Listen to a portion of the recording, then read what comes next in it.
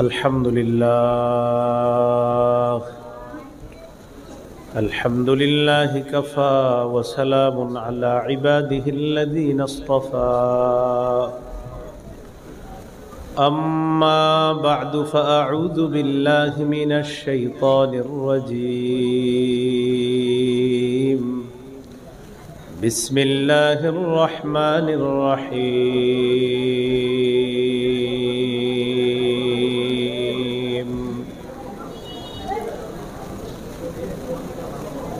ألف لام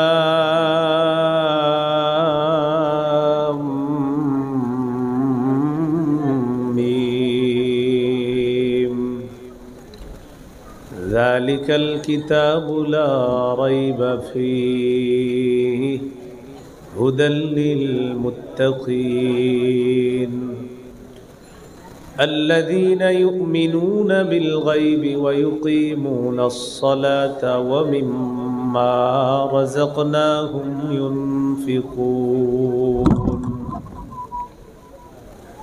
وقال رسول الله صلى الله عليه وسلم لا إيمان لمن لا أمانة له ولا صلاة لمن لا طهور له ولا دين لمن لا صلاة له إنما موضع الصلاة من الدين كموضع الرأس من الجسد أو كما قال عليه الصلاة والسلام اللهم صل على محمد وعلى آل محمد كما صليت على إبراهيم وعلى آل إبراهيم إنك حميد مجيد اللهم بارك على محمد وعلى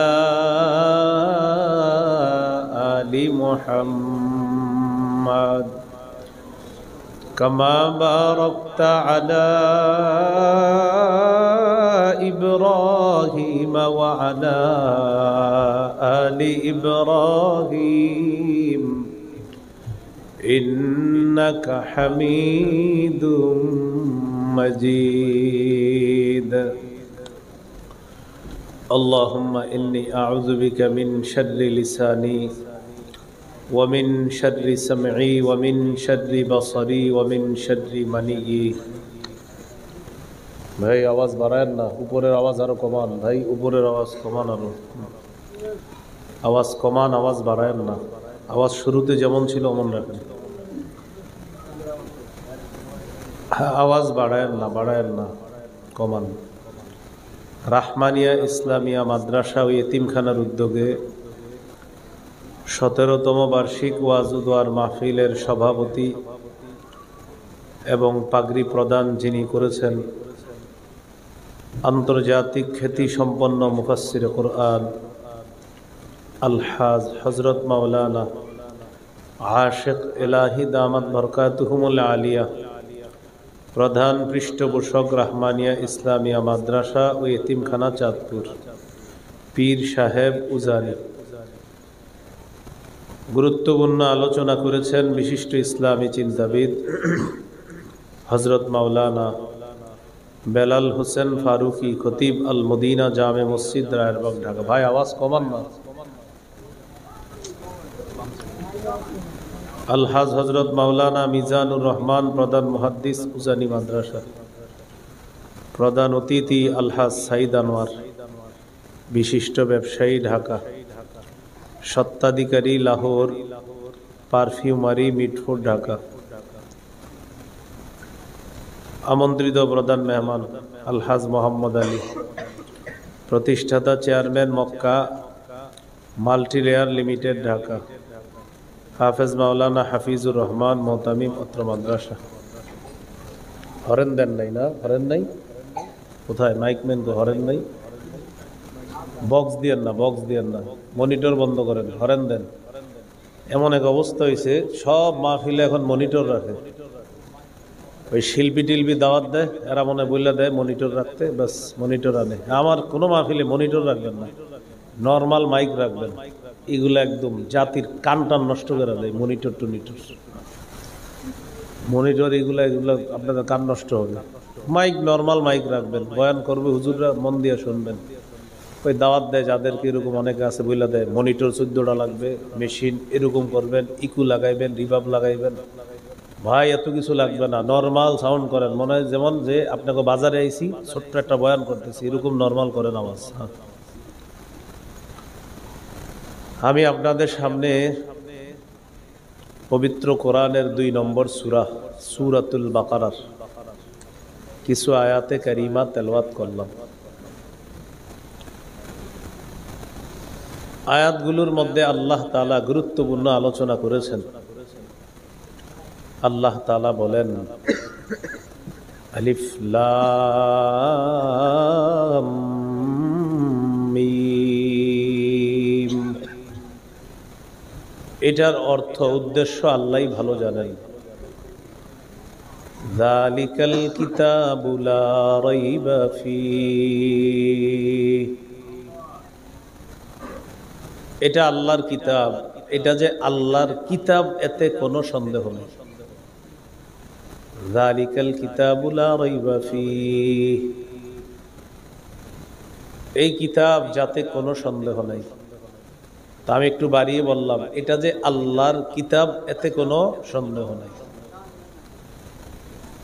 সূরা বাকারার 23 নম্বর আয়াতে আল্লাহ বলেন, وَإِن كُنتُمْ فِي رَيْبٍ مِّمَّا نَزَّلْنَا عَلَى عَبْدِنَا فَأْتُوا بِسُورَةٍ مِّن مِّثْلِهِ।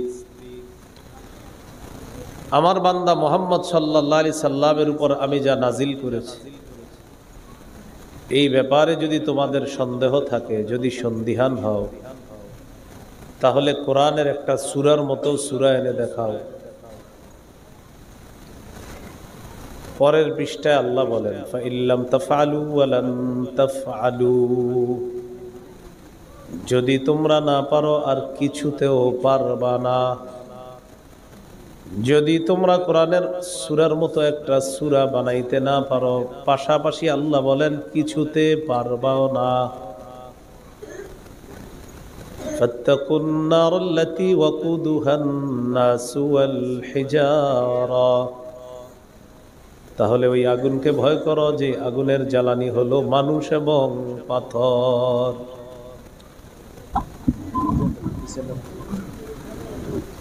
আর মাইক ধরবেন না, মেশিনে ধরবেন না ভাই।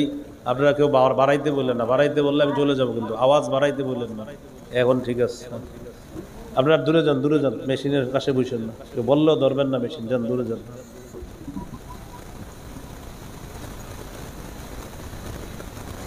2 বছর ধরে আমার একটা বড় যোগ্যতা হলো ভাইরাল। কি যোগ্যতা?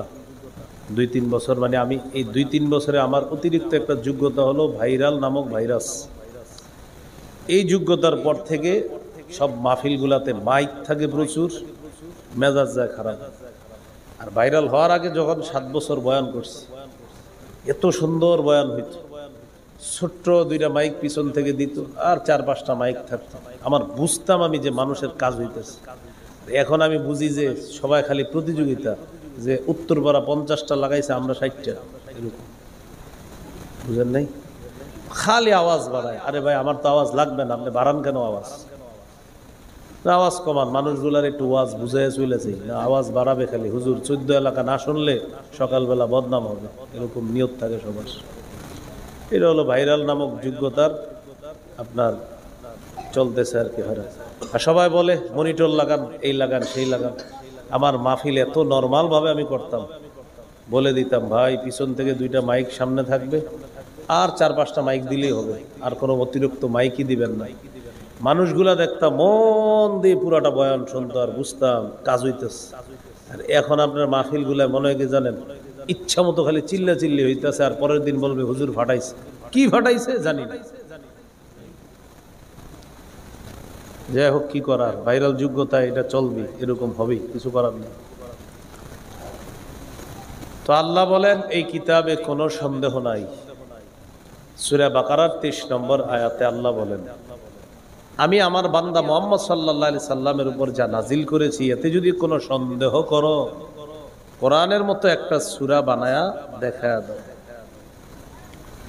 পরের পৃষ্ঠে আল্লাহ বলে দিয়েছেন, যদি তোমরা না পারো, আর কিছুতে পারবাও না তোমরা, তাহলে ওই আগুনকে ভয় করো যে আগুনের জ্বালানি হলো মানুষ এবং পাথর। সূরা ইউনূসের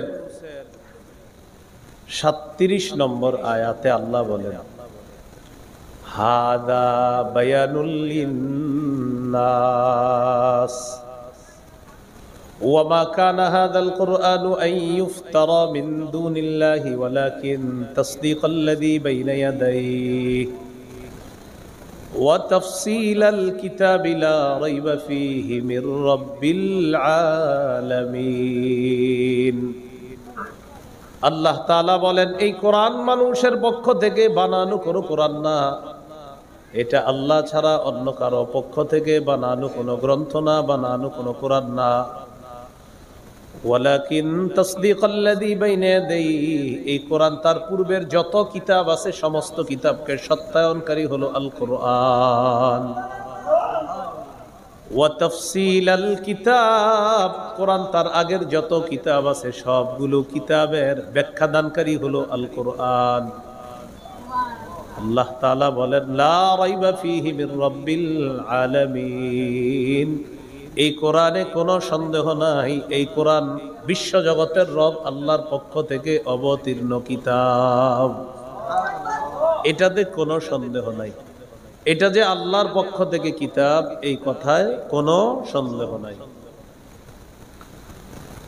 তো আল্লাহ তাআলা বলে দিলেন এই কোরআনে কোনো সন্দেহ নাই। সূরা আলিফ লাম মিম আস-সাজদা ২ নম্বর আয়াতে আল্লাহ বলেন, তানজিলুল কিতাবি লা রাইবা ফীহি মির রাব্বিল আলামিন, কোরআন এটা আল্লাহর পক্ষ থেকে নাজিলকৃত, এতে কোনো সন্দেহ নাই এটা বিশ্ব জগতের রবের পক্ষ থেকে অবতীর্ণ কিতাব। এই হলো জালিকাল কিতাবু লা রাইবা ফীহি। এরপর আল্লাহ বলেন, হুদাল লিল মুত্তাকিন, আল্লাহ তাআলা বলেন কোরআন মুত্তাকিদের জন্য হেদায়েত। সূরা আলী ইমরানের ১৩৮ নম্বর আয়াতে আল্লাহ বলেন, হাযা বায়ানুল লিন্নাস ওয়া হুদাও ওয়া মাউইযাতুল লিল মুত্তাকিন।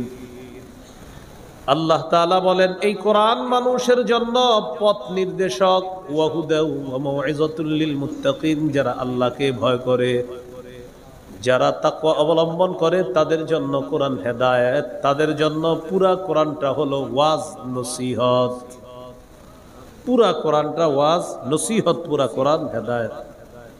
সূরা শূরাতে আল্লাহ বলেন, ওয়ালাকিন জাআলনাহু নূরান নাহদি বিহি মান নাশাউ মিন ইবাদিনা। আল্লাহ তাআলা বলেন এই কোরআনকে আমি আলো বানিয়েছি, এই আলোর মাধ্যমে আমার বান্দাদেরকে যাকে মন চাই তাকে আমি আল্লাহ হেদায়েত দিয়ে দেই। এই কোরআন হলো আলো, এই আলোর মাধ্যমে আমি আল্লাহ আমার বান্দাদের মধ্য থেকে যাকে মন চায় তাকে আমি আল্লাহ হেদায়েত দিয়ে দিই। তো কোরআনের কাছে আপনার যাইতে হবে, কোরআন পড়তে হবে, কোরআন শুনতে হবে। সহিহ বুখারীর বর্ণনা ৫০১১ নম্বর হাদিস, কানা রাজুলুন ইয়াকরাউ সূরাতাল কাহফি ফাতাগাশাতহু সাহাবা। এক ব্যক্তি রাতের বেলা সূরা কাহফ তেলাওয়াত করতেছে, হঠাৎ দেখে আকাশের এক খণ্ড মেঘ তার বাড়ির উপর, রাত্রে সূরা কাহফ পড়তেছে, বাড়ির উপরে মেঘ। এই মেঘ কিন্তু আবার ওই যে বৃষ্টি আসে যে মেঘ, ওরকম মেঘখণ্ড না, এমনি একটা মেঘখণ্ড আসে। তার ঘোড়ার দিকে তাকায় দেখে, ফাজা আলা ফারাসুহু ইয়ানফিরু, তার ঘোড়াটা লাফায়। তিনি যত তেলাওয়াত করে তার ঘোড়া তত লাফায়। কোরআন তেলাওয়াত বন্ধ করে দেয়, ঘোড়ার লাফানো বন্ধ হয়ে যায়। পরের দিন আল্লাহ নবীর কাছে গেলেন, যাওয়ার পর বললেন, ইয়া রাসূলুল্লাহ, রাতের বেলা আমি কোরআন তেলাওয়াত করতেছিলাম, হঠাৎ দেখি এক খণ্ড মেঘ আমার বাড়ির উপরে আসছে। আমি যখন কোরআন তেলাওয়াত করি মেঘখণ্ডটা আরো কাছে আসে, ঘোড়ার দিকে তাকায় দেখি ঘোড়া লাফায়। হুজুর, আমি যখন তেলাওয়াত বন্ধ করে দিলাম মেঘখণ্ডটা আকাশের দিকে চলে যায়। নবীজি বললেন, তিলকাস সাকিনাতু তানাজ্জালাত বিল কুরআন। রাতের বেলা কোরআন তেলাওয়াত করার কারণে আল্লাহর সাকিনা দুনিয়াতে আসছে। প্রতিদিন মানুষ যখন কোরআন তেলাওয়াত করে সাকিনা আর প্রশান্তি আসে। তোমার তেলাওয়াতের কারণে গত রাতে আল্লাহ সরাসরি তোমাকে সাকিনা দেখায় দিছে। তো উনি তেলাওয়াত করছে, রাতের বেলা যে মেঘখণ্ডটা আসছে, নবীজি বললেন এটা সাকিনা, এটা প্রশান্তি। আল্লাহ তাআলা এই প্রশান্তি তোমাকে দেখায় দিছে। সহিহ মুসলিমের বর্ণনা। উসাইদ ইবনে হুযাইর রাদিয়াল্লাহু তাআলা রাতের বেলা কোরআন তেলাওয়াত করতেছে, তার সন্তান ইয়াহইয়া তার পাশে শোয়া। তো তিনি কোরআন তেলাওয়াত করতেছে, দেখে আকাশের একটা মেঘখণ্ড আসছে, এটার মধ্যে এরকম বাতি বাতি, ছোট ছোট বাতি, ওই মেঘের ভিতরে বাতি, একটা বাতি। তিনি কোরআন তেলাওয়াত করে, তার ঘোড়া লাফায়, আর মেঘখণ্ডরা তার বাড়ির উপর আরো বেশি আইসা পড়ছে।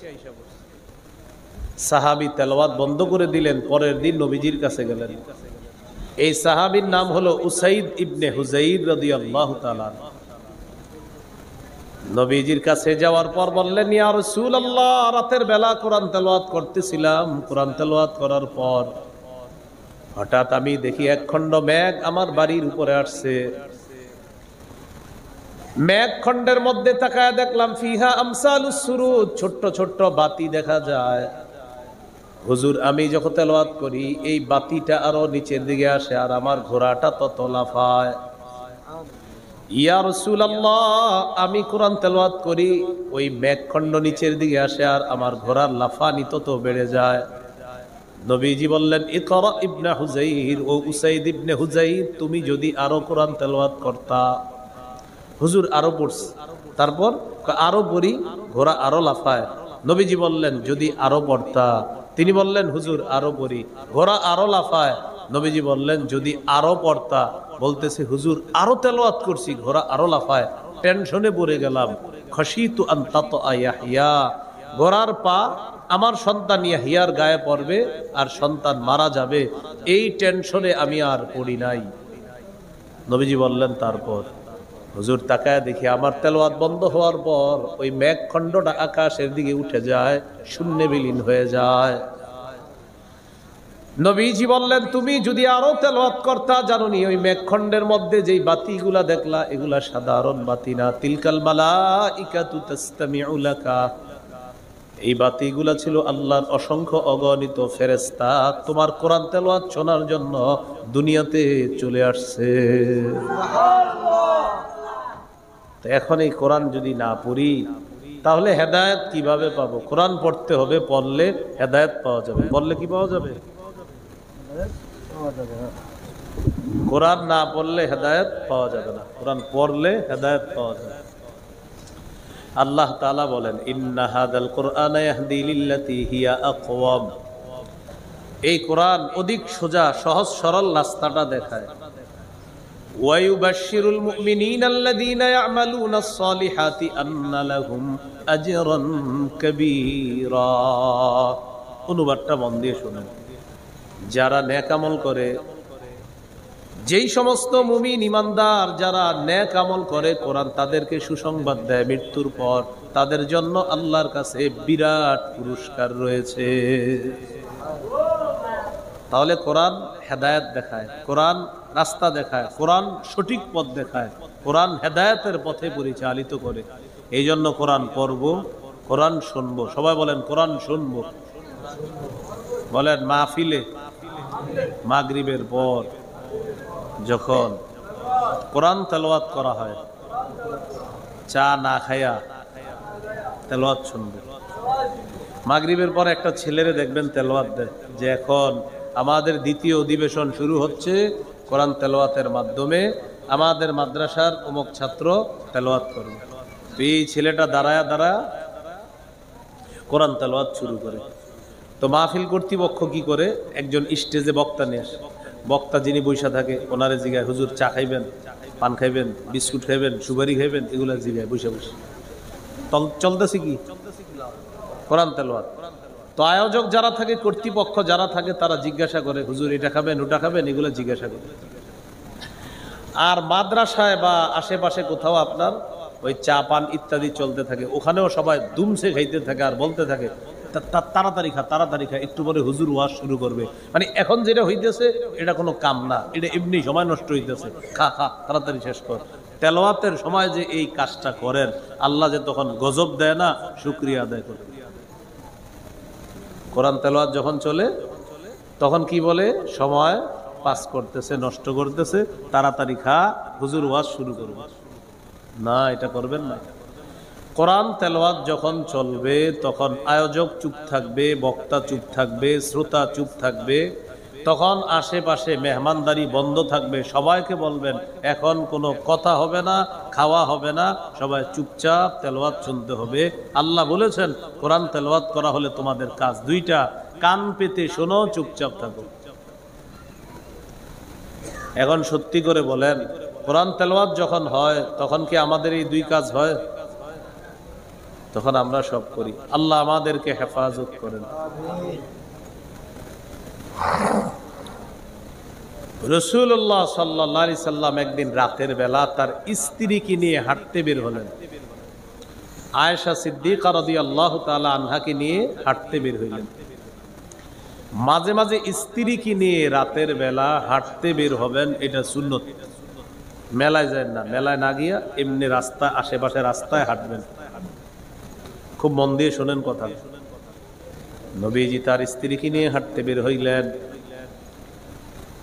যাওয়ার সময় দেখে নবীর এক সাহাবী নাম আবু মুসা রাদিয়াল্লাহু তাআলা আন দাঁড়িয়ে দাঁড়িয়ে আল্লাহর কোরআন তেলাওয়াত করতেছে। সুবহানাল্লাহ।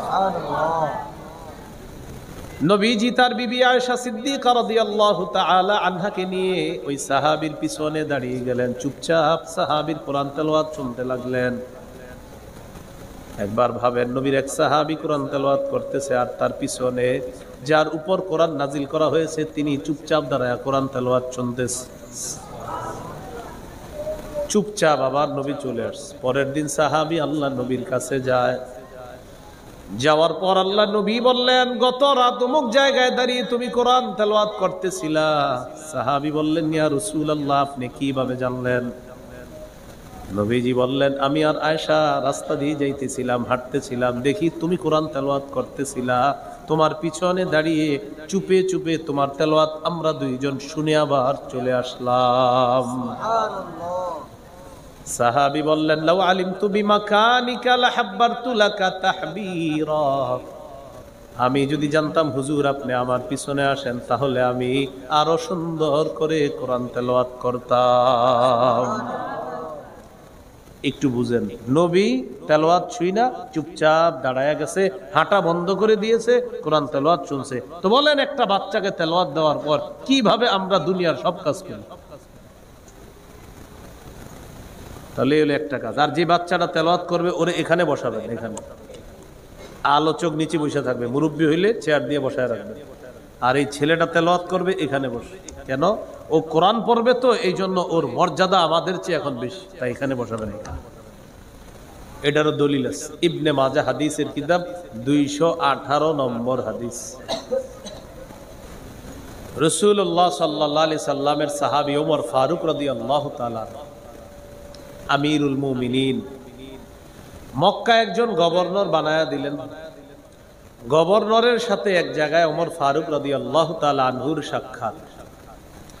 সাক্ষাৎ হওয়ার পর ওমর ফারুক রাদিয়াল্লাহু তাআলা আনহু গভর্নরকে জিজ্ঞাসা করলেন, আচ্ছা মক্কার আশেপাশে যে এলাকাগুলা, এই এলাকার প্রশাসক কাকে বানিয়ে দিস?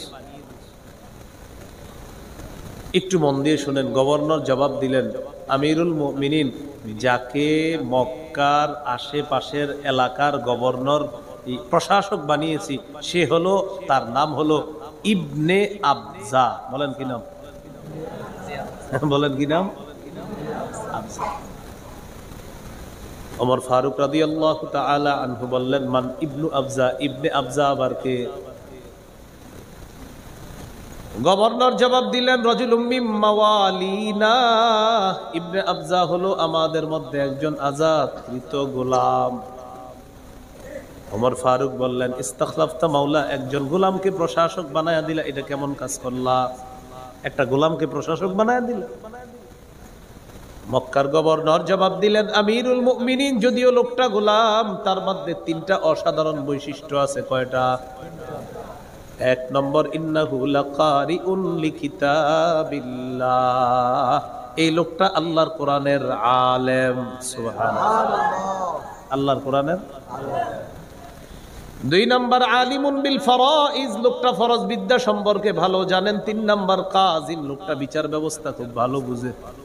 এই জন্য আমি তাকে আশেপাশের প্রশাসক বানায়া দিলাম। ওমর ফারুক রাদিয়াল্লাহু তাআলা আনহু বলেন, এবার আমার বুঝে আসছে।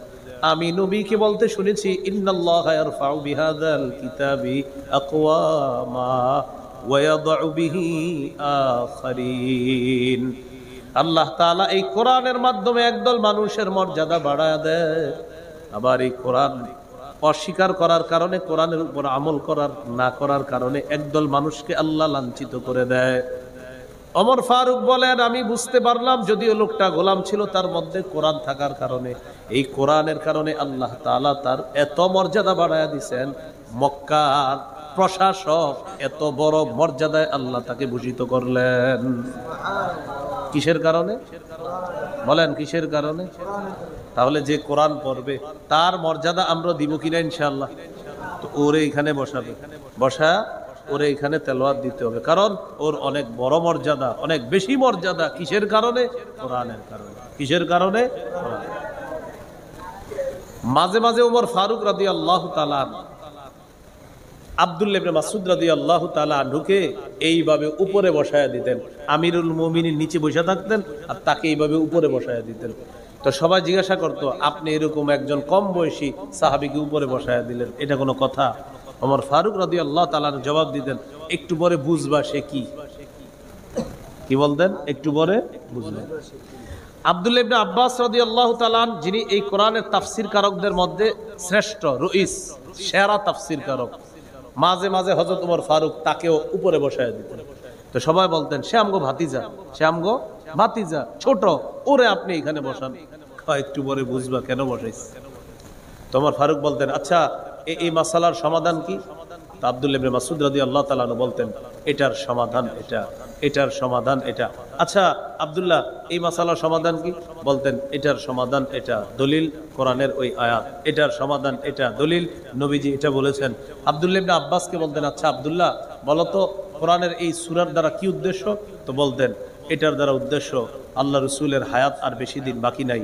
এটার দ্বারা উদ্দেশ্য ছিল আবু বকর সিদ্দিক এই জিনিসটা বেশি বুঝছেন। ওমর ফারুক তখন বলতেন, হ্যাঁ তোমার ব্যাখ্যাটাই সঠিক ব্যাখ্যা, আমার কাছে মনোভূত হয়েছে। অন্যান্য বয়স্ক সাহাবীদেরকে বলতেন, এবার বুঝছেন কেন উপরে বসাইছি? দেখছেননি কোরআনের আর হাদিসের কিভাবে ব্যাখ্যা দেয়? তাহলে কি বোঝা গেল? কোরআনের কারণে মানুষের মর্যাদা আল্লাহ বাড়ায়া দেয়। তাই কোরআনওয়ালা যে কোরআন তেলাওয়াত করবে ওকে আমরা মর্যাদা দিতে হবে। আল্লাহ কথাগুলা বুঝার তৌফিক দান করেন। মনে আসেনি আপনাদের? জালিকাল কিতাবুলা রাইবা ফিহি হুদাল লিল মুত্তাকিন, কোরআন মুত্তাকিদের জন্য হেদায়েত। চলেন পরের আয়াতে যাই। মুত্তাকি কারা? আল্লাহ তাআলা বলেন, আল্লাযীনা ইউমিনুনা বিল গায়ব, যারা গায়েবে বিশ্বাস করে, যারা অদৃশ্যে বিশ্বাস করে। গায়েব অর্থ হলো লুকায়িত বস্তু, লুকায়িত জিনিস, অদৃশ্য, যা দেখা যায় না, যা ছোঁয়া যায় না, যা স্পর্শ করা যায় না, তাকে গায়েব বলা হয়। গায়েব শব্দটা কোরআনে 49 বার আছে। কয়বার? সুবহানাল্লাহ। গায়েব শব্দটা কোরআনে আছে 49 বার, 4 নয়, 49 বার। গায়েব শব্দের বহুবচন হলো গুয়ুব, গুয়ুব শব্দটা কোরআনে আছে 4 বার। তাহলে গায়েব আছে 49 বার, গায়েবের বহুবচন হলো গুয়ুব, এই গুয়ুব শব্দটা কোরআনে আছে 4 বার। আল্লাহ তাআলা বলেন, মুত্তাকিদের 1 নম্বর বৈশিষ্ট্য হলো আল্লাযীনা ইউমিনুনা বিল গায়ব, যারা অদৃশ্যে বিশ্বাস করে, যারা গায়েবে বিশ্বাস করে। যারা অদৃশ্যে বিশ্বাস করে, যারা গায়েবে বিশ্বাস করে। এখন আসেন ঈমান। ঈমান কি জিনিস? আবিধানিক অর্থ আত-তাসদীক, বিশ্বাস করা। পারিভাষিক অর্থ আত-তাসদীকু বিমা জাআ বিহি নবী সাল্লাল্লাহু আলাইহি ওয়াসাল্লাম মিন ইনদিল্লাহ ওয়াল ইকরারু বিহি। আমাদের নবী আল্লাহর পক্ষ থেকে যা নিয়ে এসেছেন এগুলা বিশ্বাস করা আর এগুলা স্বীকার করা, এটার নাম হলো ঈমান। আমাদের নবী আল্লাহর পক্ষ থেকে যা নিয়ে এসেছেন এটা বিশ্বাস করা আর এটা স্বীকার করার নাম হলো ঈমান। অধিকাংশ মুহাদ্দিসিনে কেরামের মতে তিন জিনিসের নাম ঈমান। শিখেন, কয় জিনিসের নাম ঈমান? বলেন আমার সাথে। অন্তরে বিশ্বাস করা, মুখে স্বীকার করা, আমলে বাস্তবায়ন করা। আবার অন্তরে বিশ্বাস করা, মুখে স্বীকার করা, আমলে বাস্তবায়ন করা। এটার সুন্দর তিনটা আরবি আছে। আত-তাসদীকু বিল জিনান ওয়াল ইকরারু বিল লিসান ওয়াল আমালু বিল আরকান। মুহাদ্দিসিনে কেরাম বলেন তিন জিনিসের নাম হলো ঈমান। অন্তরে বিশ্বাস করা, মুখে স্বীকার করা, আমলে বাস্তবায়ন করা। সহিহ বুখারীর বর্ণনা 4777 নম্বর হাদিসের বর্ণনা। জিবরিল আমিন আল্লাহর নবীর কাছে আসছেন। আসার পর নবীকে প্রশ্ন করলেন, মাল ঈমানু ইয়া রাসূলুল্লাহ। ইয়া রাসূলুল্লাহ, আপনার কাছে জানতে চাই ঈমান কি জিনিস। আল্লাহর নবী বললেন 6টা জিনিসের নাম মৌলিকভাবে ঈমান। বলেন মৌলিকভাবে কয় জিনিসের নাম ঈমান? 1 নাম্বার আনতুমিনা বিল্লাহ, আল্লাহকে বিশ্বাস করা। 2 নাম্বার ওয়া মালাইকাতিহি, আল্লাহর ফেরেশতাদেরকে বিশ্বাস করা। 3 নাম্বার ওয়া কুতুবিহি, আল্লাহর যত আসমানি কিতাব আছে সব বিশ্বাস করা। 4 নাম্বার ওয়া রুসুলিহি, আল্লাহর সব রাসূলদেরকে বিশ্বাস করা। 5 নাম্বার ওয়া লিকাইহি, আল্লাহর সাথে সাক্ষাৎকে বিশ্বাস করা। 6 নাম্বার ওয়া তুমিনা বিল বাসিল আখির, পুনরুত্থানকে বিশ্বাস করা। এই 6টা জিনিসের নাম হলো ঈমান। ঈমান কয় জিনিসের নাম? 6 জিনিসের নাম ঈমান।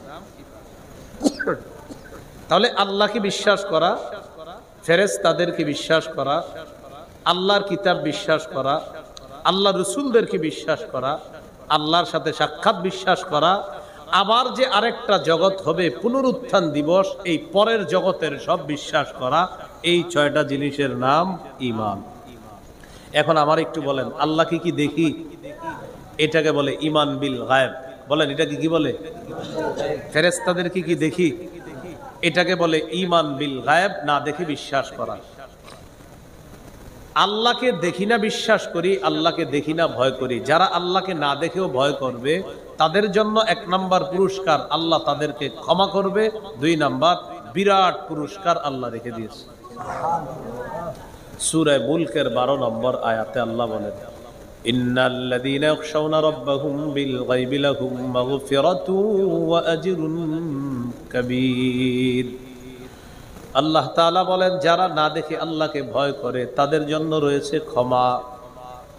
ও আজরুন কাবীর, তাদের জন্য রয়েছে বিরাট প্রতিদান, বিরাট পুরস্কার। যারা না দেখে আল্লাহকে ভয় করে তাদের জন্য রয়েছে ক্ষমা আর তাদের জন্য রয়েছে বিরাট পুরস্কার।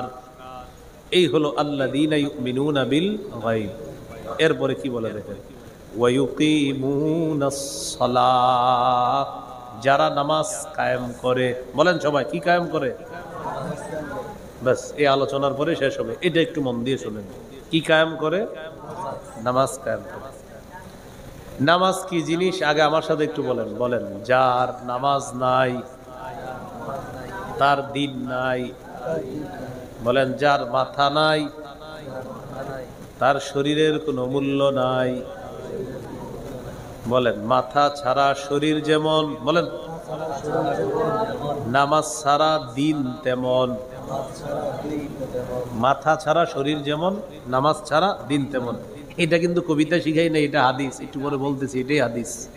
নবীজি কি বলে দেখেন, قال رسول الله صلى الله عليه وسلم লা ঈমানা লিমান লা আমানাতা লাহ, যার মধ্যে আমানতদারিতা নাই তার মধ্যে ঈমান নাই। ওয়ালা সালাতা লিমান লা তুহুরা লা, যার মধ্যে পবিত্রতা নাই তার নামাজ নাই। এরপরে কি বলে দেখেন, ওয়ালা দীনা লিমান লা সালাতা লা, যার নামাজ নাই তার দিন নাই, যার নামাজ নাই তার দিন নাই। এরপরে নবী বলেন, ইন্নামা মাউদিউস সালাতি মিনাদ দ্বীন কামাউদিউর রাসি মিনাল জাসাদ, শরীরের মধ্যে মাথা যেমন দ্বীনের মধ্যে নামাজ তেমন। শরীরের মধ্যে মাথা যেমন দ্বীনের মধ্যে নামাজ তেমন। মাথা ছাড়া শরীরের যেমন দাম নাই, মাথা ছাড়া শরীর যেমন, এটা কোনো মূল্য নাই। নবী বলেন, মাথা ছাড়া শরীর যেমন, দিন ছাড়া নামাজ ছাড়াও দিন তেমন। এই জন্য কোন মানুষ যদি নামাজ না পড়ে তাকে আপনি বলবেন, কিরে তোর কি মাথা নাই? কি নাই? সে বলবে মাথা নাই মানে তাহলে আমার শরীরটা আছে কেমনি? আপনি বলবেন, হ্যাঁ, মাথা ছাড়া যেমন তোমার শরীর থাকবে না, মাথা আছে বলে তুমি বলতেছো আমার শরীর আছে। মনে রাখবা, তুমি যে নামাজ পড়ো না, নবী বলছে তোমার মধ্যে দিন নাই। মাথা ছাড়া যেমন তোমার সহ্য হবে না, নামাজ ছাড়াও দিন আল্লাহর কাছে দিনই না। তাহলে ভাই আপনার মাথা আছে, দেখেন না মাথা আছে না নাই? মাশাআল্লাহ, ভালো তো মাথা আছে, নামাজ পড়েন না। এই মেয়ে, মাথার সাথে নামাজের কি সম্পর্ক? বলবেন নবী বলছে শরীরের মাথা না থাকলে যেমন শরীর, নামাজ না পড়লে তেমন দিন। তো এই জন্য জিজ্ঞাসা করছি আপনার মাথা আসেনি। মাথাটা তো সুন্দর আছে, নামাজ কেন পড়েন না? মাথা না থাকলে আপনার শরীরের কোনো দাম নাই, নামাজ না পড়লে দিনের কোনো দাম নেই। বুঝে আসছেনি সবার? আল্লাহ আমাদেরকে নামাজ পড়ার তৌফিক দান করেন।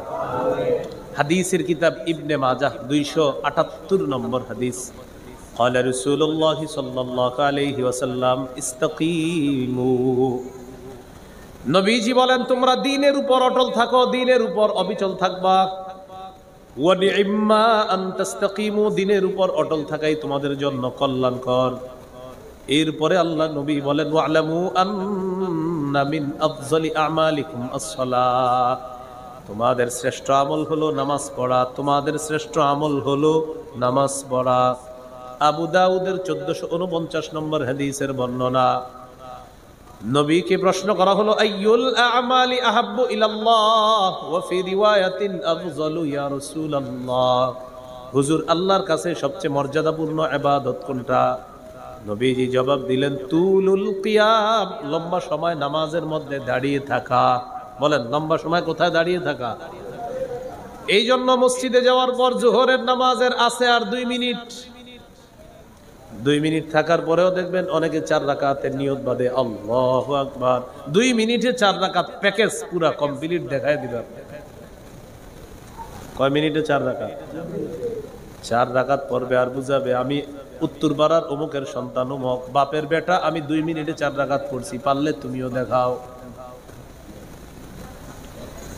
নবীজি বললেন, তুলুল কিয়াম, লম্বা সময় নামাজে দাঁড়িয়ে থাকা, এটা আল্লাহর কাছে শ্রেষ্ঠ ইবাদত। প্রচন্ড শীতের রাত, রাতের বেলা লেপ কম্বল বিছানা ছেড়ে তাহাজ্জুদ নামাজে দাঁড়ান। সহিহুত তারগীবের 630 নম্বর হাদিসের বর্ণনা। রাজুলুন কামা ফি লাইলাতিন বারিদাতিন মিন ফিরাশিহি ওয়া লিহাফিহি ওয়া দিসারিহি ফাকামা সুম্মা তাওয়াদ্দা সুম্মা কামা ইলাস সালাহ। কোন ব্যক্তি শীতের রাত, রাতের বেলা উঠছে, উঠার পর ওযু করে তাহাজ্জুদ নামাজে দাঁড়িয়েছে। এই ব্যক্তি যে শীতের রাতে তাহাজ্জুদ নামাজে দাঁড়ায়, আল্লাহ তাআলা তাকে দেখে খুশিতে হাসতে থাকেন। সুবহানাল্লাহ। খুশিতে কি করে? আজকে কিন্তু ভালোই শীত পড়তেছে, আজ রাতেই পারেন চান্সটা নিতে। এখন বাসায় গেলে আপনার 12টার বেশি বেজে যাবে, তো 12টার পরে আপনি বাসায় যাবেন, যাওয়ার পর আজকে কিন্তু পারেন ঘটনাটা ঘটাইতে। হাদিসের অনুযায়ী আমলটা করবেন। প্রথমে একটু লেপের নিচে ডুববেন, ডুইকে আরামের মধ্যে যাবেন, যাইয়া পরে উঠবেন, উঠে দেখবেন 10টা বাজে নাকি। লেপের নিচে যাবেন, যাই একটু আরাম, বাস এই আরামের লেপটারে সরাই দিবেন, উঠবেন, ওযু করবেন, নামাজে দাঁড়াইবেন, আল্লাহ আপনারে দেখে খুশিতে হাসতে থাকে। ফেরেশতাদেরকে আল্লাহ তাআলা বলেন, মা হামালা আবদি হাদা আলা মা সানাআ, আমার বান্দা এই যে নামাজের মধ্যে দাঁড়িয়েছে, কেন দাঁড়িয়েছে? ফেরেশতারা বলে, আল্লাহ রাজা আমা ইনদাকা ওয়া শাফকাতাম মিম্মা ইনদাক, 2টা কারণে দাঁড়িয়েছে। 1 নাম্বার আপনার কাছ থেকে পাওয়ার আশায়, আরেকটা হলো জাহান্নামের আযাবের ভয়ে। আল্লাহ তাআলা বলেন, ও ফেরেশতাদের দল সাক্ষী থাকো, আতাইতুহু মা রাজা, সে যে নিয়তে দাঁড়িয়েছে তাকে দিয়ে দিলাম। সুবহানাল্লাহ। ওয়া আম্মানতুহু মিম্মা ইয়াখাফ, সে যেই ভয়ে দাঁড়িয়েছে সেই ভয় থেকে আমি আল্লাহ তাকে নিরাপত্তা দিয়ে দিলাম। কারো সুন্দরী স্ত্রী আছে, নরম বিছানা আছে। মাজমাউজ জাওয়ায়েদ 2 নম্বর খণ্ড 258 নম্বর পৃষ্ঠা। ক্বালা রাসূলুল্লাহ সাল্লাল্লাহু আলাইহি ওয়াসাল্লাম, ওয়াল্লাযী লাহু ইমরাআতুন হাসানাতুন ওয়া ফিরাশুন লাইয়িন, কোন ব্যক্তির সুন্দরী বিবি আছে আর নরম বিছানা আছে, রাতের বেলা 3টা-4টা বাজে উঠছে, উঠার পর তাকায় দেখে বিবি ঘুমায়, আশেপাশের মানুষগুলা ঘুমায়, ওই ব্যক্তি দাঁড়িয়ে ওযু করে তাহাজ্জুদ নামাজে দাঁড়িয়ে যায়। ইউহিব্বু ইয়াস্তাবশিরু ওয়া ইয়াদহাকু, এই ব্যক্তিকে আল্লাহ ভালোবাসে, তার প্রতি আল্লাহ খুশি হয়ে যায়, তার কর্মকাণ্ডে আল্লাহ হাসতে থাকেন। দেখছুনি পাশে স্ত্রী ঘুমায়, নরম বিছানা আছে, ল্যাপ কম্বল সব আছে, আর ও আমার দরবারে নামাজে দাঁড়াইয়া গেছে। আল্লাহ ভালোবাসে, আল্লাহ খুশি হয়, আল্লাহ তাকে দেখে হাসতে থাকে। মনে আসেনি শ্রেষ্ঠ আমল কোনটা বলেন? নামাজে দাঁড়িয়ে থাকা আল্লাহর কাছে শ্রেষ্ঠ আমল। তাহলে নামাজ লম্বা সময় নিয়ে পড়ব তো ইনশাআল্লাহ। আল্লাহ তৌফিক দান করেন। সূরা বাকারার 43 নম্বর আয়াতে আল্লাহ বলেন, আকিমুস সালাতা ওয়া আতুজ যাকাতা, আল্লাহ তাআলা বলেন তোমরা নামাজ কায়েম করো আর যাকাত প্রদান করো। ওয়ারকাউ মা'আর রাকিঈন, রুকুকারীদের সাথে তোমরা রুকু করো। সূরা বাকারা 238 নম্বর আয়াতে আল্লাহ বলেন, হাফিজু আলাস সালাওয়াত, নামাজের প্রতি তোমরা যত্নবান হও। নামাজের প্রতি তোমরা কি হও? এই বসো বসো, তোমরা বসো, সবাই বসো। মুশকিল পরিবেশ আজকে, পুরো এই বছরের সবচেয়ে ভয়ঙ্কর পরিস্থিতি আছে।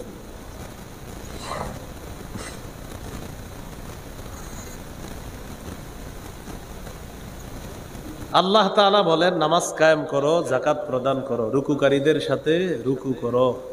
রুকুকারীদের সাথে কি করো? রুকু করো। কুয়াশার কারণে সময় মতো আসি নাই তো, এই জন্য অপরাধ বোধ আছে, কিছু বলতেছি না। সময় মতো আসলে খবর ছিল। আল্লাহ বলেন নামাজ কায়েম করো, যাকাত প্রদান করো, রুকুকারীদের সাথে রুকু করো। রুকুকারীদের সাথে কি করো? রুকু করো। সূরা বাকারা 238 নম্বর আয়াতে বললেন নামাজের প্রতি যত্নবান হও, নামাজগুলা যত্ন সহকারে আদায় করো। খুব গুরুত্বপূর্ণ একটা আলোচনার দিকে আমরা যাইতেছি। এই আলোচনাটা দিয়ে আলোচনা শেষ হবে। যদি মনোযোগ না দেন অনেক কিছু হারিয়ে ফেলবেন। আল্লাহ বললেন নামাজ কায়েম করো। বলেন কি বলছে? কায়েম করো। কায়েম করার বাংলা হলো প্রতিষ্ঠিত করো। বলে নাই নামাজ পড়ো, বলছে নামাজ কায়েম করো। নামাজ কায়েম দ্বারা মৌলিক 5টি উদ্দেশ্য। কয়টি উদ্দেশ্য? 5টি উদ্দেশ্য। 1 নম্বর উদ্দেশ্য হলো নামাজের পূর্বে কিছু শর্ত আছে, এই শর্তগুলার প্রতি যত্নবান হওয়া। 2 নম্বর শর্ত, 2 নম্বর উদ্দেশ্য হলো রুকু সেজদাগুলা যত্ন সহকারে আদায় করা, মানে নামাজ কায়েম করা। নামাজ কায়েম দ্বারা 3 নম্বর উদ্দেশ্য হলো খুশু খুজুর সাথে নামাজ পড়া। নামাজ কায়েম করা দ্বারা 4 নম্বর উদ্দেশ্য হলো পরিবারকে নামাজের হুকুম করা। নামাজ কায়েম করা দ্বারা 5 নম্বর উদ্দেশ্য হলো রাষ্ট্রের সব মুসলমান যেন নামাজি হয়ে যায়, এই চেষ্টা করা।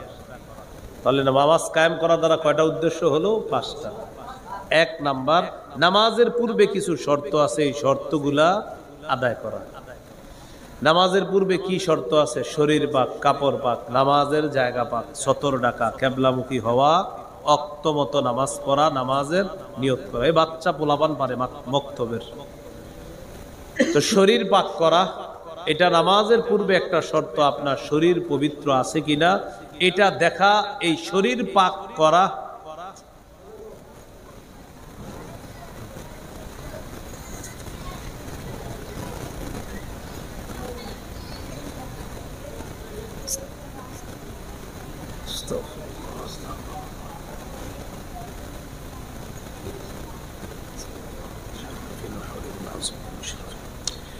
নামাজ কায়েম দ্বারা এক নম্বর উদ্দেশ্য হলো নামাজের পূর্ববর্তী শর্তগুলোর প্রতি যত্নবান হওয়া, গুরুত্ব দেওয়া। শরীর পাক করা, এটা নামাজ কায়েম। শরীর পাক কিভাবে করবেন? ওযু না থাকলে ওযু করবেন, গোসল ফরজ হলে গোসল করবেন। দলিল সূরা মাইদার 6 নম্বর আয়াতে আল্লাহ বলেন, ইয়া আইয়ুহাল্লাযীনা আমানু ইযা কুমতুম ইলাস সালাতি ফাগসিলু ওয়ুজুহাকুম ওয়া আইদিয়াকুম ইলাল মারাফিকি ওয়ামসাহু বিরুউসিকুম ওয়া আরজুলাকুম ইলাল কা'বাইন। আল্লাহ তাআলা বলেন, যখন তোমরা নামাজের ইচ্ছা করো, এক নাম্বার তোমরা তোমাদের মুখমণ্ডল ধৌত করো, হাত ধৌত করো, মাথা মাসে করো, পাগুলা তোমরা ধৌত করো। এই হলো নামাজের আগে ওযু না থাকলে ওযু করা। আল্লাহ তাআলা এই আয়াতের মধ্যে ওযুর 4টি ফরজ আলোচনা করলেন। চেহারা ধৌত করো, হাত ধৌত করো, মাথা মাসে করো, পাগুলা ধৌত করো। সহিহ বুখারীর বর্ণনা 6956 নম্বর হাদিস। عن أبي هريرة رضي الله تعالى عنه قال رسول الله صلى الله عليه وسلم لا يقبل الله صلاة أحدكم إذا أحدث حتى يتوضأ। নবীজি বলেন, আল্লাহ তাআলা তোমাদের কারো নামাজ ততক্ষণ কবুল করবেন না যতক্ষণ ওই ব্যক্তি ওযু না থাকলে ওযু করবে, ততক্ষণ তার নামাজ আল্লাহ কবুল করেন না। ওযু না থাকলে ওযু করতে হবে, ততক্ষণ পর্যন্ত তার নামাজ আল্লাহ তাআলা কবুল করেন না। পরে আল্লাহ বলেন, ওয়া ইন কুনতুম জুনুবান ফাত্তাহহারু, যদি গোসল ফরজ হয় তাহলে তোমরা গোসল করে নিবা, গোসল ফরজ হলে গোসল করে নিবা। এ হলো আপনার শরীর পাক করা। এরপরে কাপড় পাক করা। সূরা মুদ্দাসসিরের 4 নম্বর আয়াতে আল্লাহ বলেন, ওয়া থিয়াবাকা ফাতাহহির, নবী আপনি আপনার কাপড় সমূহ পবিত্র করেন। সহিহ বুখারীর 227 নম্বর হাদিস। এক মহিলা নবীজির কাছে আসছে, আসার পর মাসালা জিজ্ঞাসা করছে, আরাইতা ইহদানা তাহিদু ফিস সাওবি ফাকাইফা তাসনাউ ইয়া রাসূলুল্লাহ।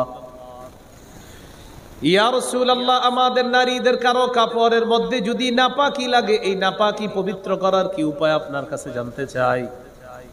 নবীজি বললেন, তাহুত্তুহু, 1 নাম্বার ওই নাপাকি ঘষবে। 2 নাম্বার সুম্মা তুকরিসুহু বিল মা, ওই নাপাকি ঘষার পর ওই কাপড়টা পানির মধ্যে রিগড়িয়ে নিবে। ওয়া তানদাহুহু, 3 নাম্বার ওই কাপড়টা চিপবে, এরপর শুকাতে দিবে। শুকাতে দেওয়ার পর কাপড় যখন পবিত্র হবে, আল্লাহ নবী বলেন, সুম্মা তুসাল্লি ফিহি, এরপর এই পবিত্র কাপড়ে নামাজ পড়বে। এখান থেকে মাসালা পেয়ে গেলাম, কাপড় পবিত্র হওয়া শর্ত। নামাজের আগে কাপড়টা পবিত্র করতে হবে, এরপর নামাজ পড়তে হবে। বাকি মনে রাখবেন, আমি যে নামাজ পড়লাম আমার কাপড়ে কোনো অপবিত্রতা আছে কিনা এটা চেক করা মানে নামাজ কায়েম করা। এরপরে হলো নামাজের জায়গা পাক। নামাজের আগে আপনি দেখতে হবে নামাজের জায়গাটা পবিত্র আছে কিনা। এই পবিত্র আছে কিনা চেক করা, নামাজ কায়েম করা। সহিহ বুখারীর 438 নম্বর হাদিস। قال رسول الله صلى الله عليه وسلم, নবীজি বলেন, উতিতু খামসান লাম ইউতাহুন্না আহাদুম মিনাল আমবিয়াই ক্বাবলি। নবী বলেন, আমার পূর্বে যত নবী এসেছে সমস্ত নবীদের চাইতে আমাকে আলাদা 5টি বৈশিষ্ট্য দেওয়া হয়েছে। এই 5টি বৈশিষ্ট্য আমার পূর্বে কোন নবীকে দেওয়া হয় নাই। 1 নাম্বার, নুসিরতু বির-রু'বি মাসিরাতা শাহরিন, আমি যখন কারো বিরুদ্ধে জিহাদ করার জন্য রওনা করতাম, আল্লাহ তাআলা 1 মাসের দূরত্বে তাদের অন্তরে আমার প্রতি ভীতি সৃষ্টি করে দিতেন। 1 মাসের দূরত্বে বেঈমানদের অন্তরে আমার ব্যাপারে আল্লাহ ভীতি সৃষ্টি করে দেয়। এই হলো নবীজি বলেন, আমাকে এটা দ্বারা সাহায্য করা হয়েছে। 2 নাম্বার, ওয়াজুইলাত লিয়াল আরদু মাসজিদান ওয়া তাহুরা, নবী বলেন পুরা পৃথিবীটা আমার জন্য পবিত্র এবং মসজিদ বানায়া দেওয়া হয়েছে। আমার উম্মতের কেউ যদি রাস্তাঘাটে কোথাও নামাজের সময় হয়ে যায়, আশেপাশে যদি ইবাদত করার জন্য কোনো মসজিদ না থাকে, আমার উম্মত যদি ওই জমিনের মধ্যেই নামাজ আদায় করে নেয়, আল্লাহ তাআলা তার নামাজ কবুল করে নিবেন। এখানে একটু বুঝেন, অতীতের যুগে কেউ ইবাদত করলে ইবাদত খানায় গিয়ে ইবাদত করা লাগতো। এই উম্মত পবিত্র জমিনে যেখানে আছে সেখানে নামাজ পড়বে, আল্লাহ তার নামাজ কবুল করবে। এই হলো নামাজের জায়গা পাওয়া। এরপরে সতর ঢাকা, সতর ঢেকে নামাজ পড়া। সূরা আরাফের 31 নম্বর আয়াতে আল্লাহ বলেন, ইয়া বানি আদম খুযু যিনাতাকুম ইনদা কুল্লি মসজিদ। হে আদম সন্তান, তোমরা প্রত্যেক নামাজের সময় তোমাদের বেশভূষা তোমরা ধারণ করো, সুন্দর পোশাক পরিধান করে তোমরা নামাজ আদায় করো। বেশভূষা ধারণ করো, সুন্দর পোশাক পরে তোমরা নামাজ আদায় করবা। নামাজের সময় সর্বোচ্চ সুন্দর পোশাক পরে মসজিদে যাওয়ার চেষ্টা করো। এলাকার মানুষ মসজিদের সামনে পুকুরে গোসল কইরা গরমকালে গামছাটা কোনো মতে গায়ে দিয়া মাইরা দেয় নামাজে, মসজিদে গিয়ে আল্লাহু আকবার। এরকম করেন না, একটু সুন্দরভাবে। আচ্ছা, আপনার দেখা যায় কেমন, একটু নিজেই বলেন না। আপনি যে গামছাড়া পরে দাঁড়াইছেন মানে হয়ে গেল আর কি, আপনি গামছাড়া পরলেন, চারিদিক দিয়ে সব দেখা যাইতেছে, আল্লাহু আকবার, এদিক দিয়ে কিন্তু সব দেখা যাইতেছে। কারণ আপনি একটু দেখেন না, আপনি একটু একটা আয়না রাখবেন পাশে, হ্যাঁ, রাইখা নামাজটা পড়েন আর দেখেন নিজের যে আপনি যে এইভাবে নামাজটা পড়লেন, একটা ভিডিও রেখে দিয়েন, রাইখা আপনার নামাজটা আপনি ভিডিও করে দেখেন পরে যে এটাই আপনি প্রিয়, আপনি এটাই প্রিয় আপনি। এইভাবে নামাজ না পড়ে সুন্দর পোশাক পরে নামাজ পড়বো, বলেন ইনশাআল্লাহ। কিবলামুখী হয়ে নামাজ পড়া। কি হয়ে নামাজ পড়া? আপনি মুসাফির, কোথাও সফরে গেছেন, যাওয়ার পর ওই এলাকায় গিয়ে আপনি যে কোনো দিকে নামাজ পড়ে ফেলেন না, মানে আপনার মনে হবে পশ্চিম এটা, কিন্তু আসলে পশ্চিম আরেকটা। কাউরে জিজ্ঞাসা করে নেবেন, ভাই কেবলা কোনটা? যেমন আমরা কোথাও নামাজ পড়লে এলাকাবাসীর কাউরে না কাউরে জিজ্ঞাসা করি, ভাই কেবলা কোনটা? যদি মসজিদ না হয়ে অন্য কোথাও নামাজ পড়ি, মাদ্রাসা বা ঘরে নামাজ পড়লে জিজ্ঞাসা করতে হয়, ভাই কেবলা, মনে হয় কেবলা ওইটা, কিন্তু আসলে আরেকটা। এই যে কেবলা কোনটা এটা জিজ্ঞাসা করে নেওয়া মানেও নামাজ কায়েম করা। নবীজি 17-18 মাস বাইতুল মুকাদ্দাসের দিকে ফিরে নামাজ পড়ছে। মনটা চায় কেবলাটা কাবার দিকে হোক, কিন্তু মুখ দিয়া বলে না, কারণ আল্লাহর হুকুম তো, কি বলবে মুখ দিয়ে, কিন্তু মন তো চায় কোন দিকে নামাজ পড়তে, কাবার দিকে। বারবার এইভাবে আকাশের দিকে তাকায়, এইভাবে। আল্লাহ তাআলা আয়াত নাজিল করে দিলেন, কদ নারা তাকাল্লুবা ওয়াজহিকা ফিস সামা। আল্লাহ তাআলা বলেন, হাবিব আপনি যে বারবার আকাশের দিকে মাথা এইভাবে উঠান, কেন উঠান আমি জানি। সুবহানাল্লাহ, আমি জানি কেন উঠান। ফালানুয়াল্লিয়ান্নাকা কিবলাতান তারদাহা, অচিরেই আমি আপনাকে ফিরিয়ে দিব ওই দিকে যে কিবলাটা আপনার পছন্দ, এর মানে কাবার দিকে অচিরেই আমি আল্লাহ আপনাকে ফিরিয়ে দিব। 4 রাকাত ওয়ালা নামাজে আল্লাহ নবী দাঁড়িয়েছেন, বাইতুল মুকাদ্দাসের দিকে নামাজ পড়তেছেন। 2 রাকাত পড়ার পর জিবরিল আমিন এসে গেছে, বাইতুল মুকাদ্দাসের দিকে ফিরে 2 রাকাত পড়ছে। জিবরিল আমিন আসছে, আসার পর বলি, ইয়া রাসূলুল্লাহ এখনই কাবার দিকে ঘুরেন। সুবহানাল্লাহ। নামাজ কয় রাকাত পড়ছে? কয় রাকাত? ওই মুহূর্তে জিবরিল এসে বলতেছে, হুজুর ঘুরে যান, ঘুরে যান, কেবলার দিকে ঘুরেন, আপনি কাবার দিকে ঘুরেন, কেবলা পরিবর্তন করা হয়েছে, এখন থেকে কেবলা আবার কাবার দিকে ঘুরেন। নবীজি নামাজের অবস্থায় বাকি 2 রাকাত কাবার দিকে ফিরে পড়লেন। এই জন্য ওই মসজিদকে বলা হয় মসজিদু জিল কিবলাতাইন, 2 কেবলার মসজিদ। মানে এক মসজিদে 2 কেবলার দিকে ফিরে নবী একটা নামাজ পড়ছিলেন, 2 রাকাত এক কেবলার দিকে, বাকি 2 রাকাত আরেক কেবলার দিকে, এই নামাজটা। তো কেবলামুখী হয়ে নামাজ পড়া, এরপরে সময় মতো নামাজ পড়া। সূরা নিসার 103 নম্বর আয়াতে আল্লাহ বলেন, ইন্নাস সালাতা কানাত আলাল মুমিনিনা কিতাবাম মাওকুতা। আল্লাহ তাআলা বলেন, নিশ্চয়ই সময় মতো মুমিনদের উপর নামাজ পড়া ফরজ। সময় মতো মুমিনদের উপর নামাজ পড়া ফরজ। সহিহ বুখারীর বর্ণনা 527 নম্বর হাদিস। সাহাবী নবীকে জিজ্ঞাসা করলেন, আইয়ুল আমালি আহাব্বু ইলাল্লাহি ইয়া রাসূলুল্লাহ, আল্লাহর কাছে সবচেয়ে পছন্দনীয় আমল কোনটি? নবীজি বললেন, আসসালাতু আলা ওয়াক্তিহা, সময় মতো নামাজ পড়া। বলেন সবাই, সবচেয়ে পছন্দনীয় আমল কোনটা? আবার বলেন, সময় মতো নামাজ পড়া সবচেয়ে পছন্দনীয় আমল। বক্তা রিসিভ করার জন্য মাগরিবের সময় 30টা মোটর সাইকেল গেছে। কয়টা? মোটর সাইকেল ওয়ালারা গিয়ে রাস্তায় দাঁড়ায় আছে, বক্তা সাহেব যে দিক দিয়ে ঢুকবে, মাগরিবের নামাজ যায় কিন্তু মানুষগুলা মসজিদে যায় না কেন? নামাজ যাইলে যাক, হুজুর যেন না যায়। নামাজ যাইলে যাক, হুজুর যেন না যায়। মাগরিবের সময় কি অনেকক্ষণ থাকে? এই জন্য দাঁড়ায় রয়েছে, ভাই নামাজ পড়বেন না? আরে ভাই হুজুর আসবেন তো, নামাজ মাগরিবটা বইরা নেন। ও হুজুর যদি চলে যায় তো হুজুর যাইলে সমস্যাটা কি? সমস্যা কি কোথায় জানেন? ওনারা 30 জন একটা ভিডিও করবে, ভিডিওটা ফেসবুকে দিবে, দেওয়ার পর বলবে আরিফ বিন হাবিবের সাথে কাটানো কিছু মুহূর্ত। কি লিখবে? আরিফ বিন হাবিবের সাথে কাটানো কিছু মুহূর্ত, যদিও মাগরিবটি করিনি, এটা লিখবে না। এটা আমি বলে দিলাম, মানে ভিডিওটা মিস যাতে না হয়। মাগরিব যাইলে যাক, হুজুর না যাক, ভিডিও মিস না হোক, মাগরিব চলে যাক। যদিও এলাকার মানুষ এরকম করেন না, এমনি বললাম আর কি, পৃথিবীতে হয়তো কোথাও করে এরকম, তাই বললাম। তো আলোচককে রিসিভ করতে গেলেন 30 জন মাগরিবে। কোন সময়? তো মাগরিবের সময় কতক্ষণ? আপনি আলোচকের ফোন দিয়ে বল আলোচকের নামাজ নাই মাগরিব, বলে না। আরে আলোচক সাহেবের নাকি নামাজ মাফ, তো উনি মাগরিবের সময় কি করবে? উনিও তো মাগরিব পড়বে।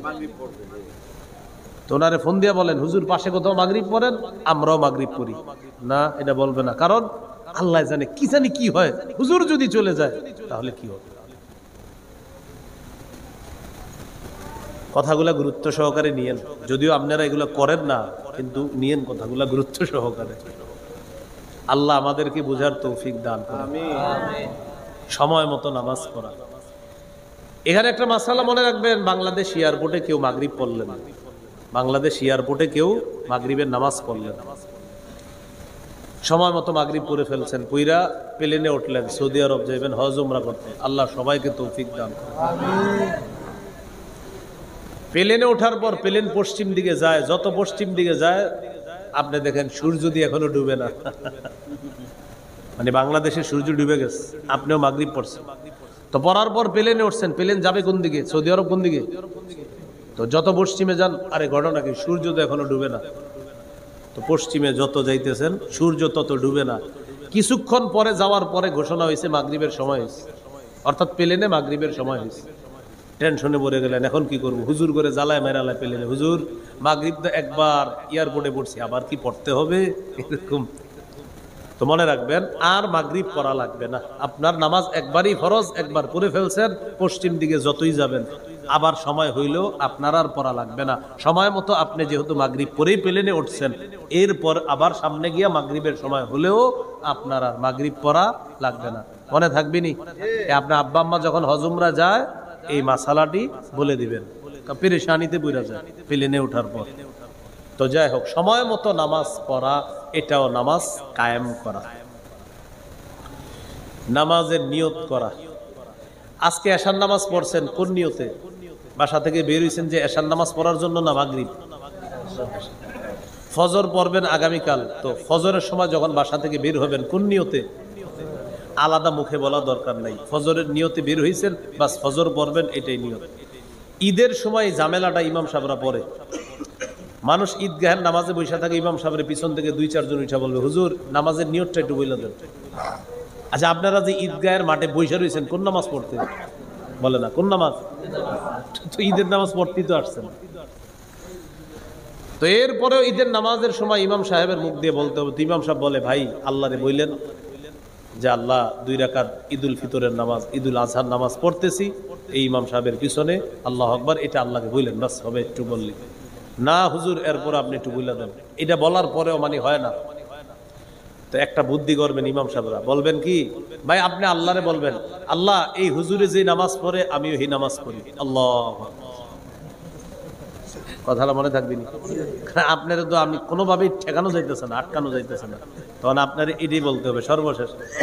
মানে ঘটনা হয়েছে কি, আমার ঈদের নামাজ একবার এরকম হয়েছে হুজুর, না এরপরও একটু এইভাবে না ওইভাবে, আমি পরে কই করা যায় বললাম।